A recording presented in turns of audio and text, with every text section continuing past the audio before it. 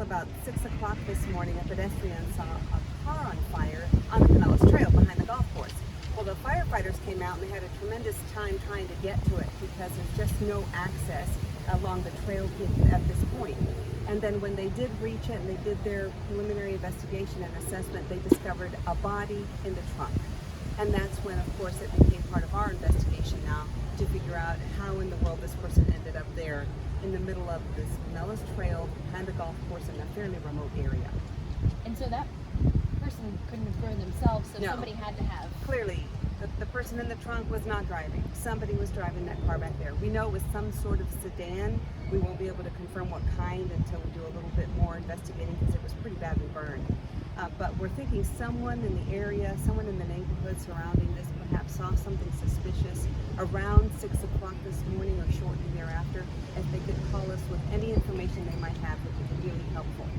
What type of investigation is this right now? Well, at this point, we have detectives out at all the areas that there might be some kind of surveillance camera in neighborhoods, if somebody has a ring camera, or any of the businesses nearby to see if they captured anything.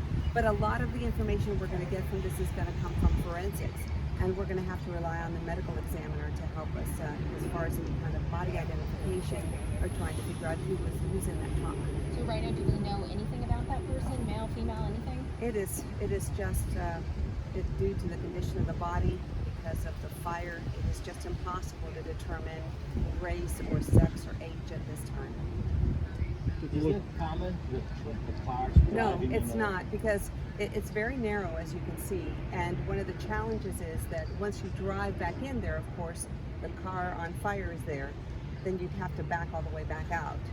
So it's a very narrow area that goes over water with bridges and everything else that you can see. It's a nature preserve, and it's meant to be walked or ride your bike on it. And so it's not meant to be driven on. Do you guys think that was an entrance or? There are two entrances from this end, and of course another one from the Clan Bayou side. And we think at this point, it's really too early to tell, but more than likely they came in from the other entrance. Any challenges with the distance? Yeah, a lot of challenges with this case, just because of the distance involved and how difficult it is to access, kind of to load up all the equipment and take golf carts in order to be able to get our people out there. It's a mile. It's a mile from either point. So that's a lot of walking and a lot of equipment to transport. And of course, then we're going to have to move that car, and we're going to have to move that body into the medical examiner. So a lot of challenges here, and it would really be helpful if we had someone who might have seen something, or if they could check their surveillance cameras to see if they captured anything suspicious on video. That would really be helpful in us getting to the bottom of what happened out here. Any idea how who called us in, or? It looks like it was just somebody walking by. I mean, this is a trail that's really beautiful, and it's used early in the morning. Could have been, and I'm sure that the fire was also visible from some of the neighborhoods nearby. So the trail will be closed for Yeah, it's going to be closed for several hours for this investigation, right in this stretch, right here, behind the Twin Brooks Golf Course. Any idea they're going to get the car out No idea yet. No idea. on site investigation? Yes, at this point, because we don't know what happened, so it is suspicious. We are calling it a homicide investigation until we know otherwise. That's how we're proceeding. Again, fire gets the call, they respond thinking car on It's a fire. car on fire, that happens sometimes. And so they got here and they had a lot of difficulty getting to it in the first place.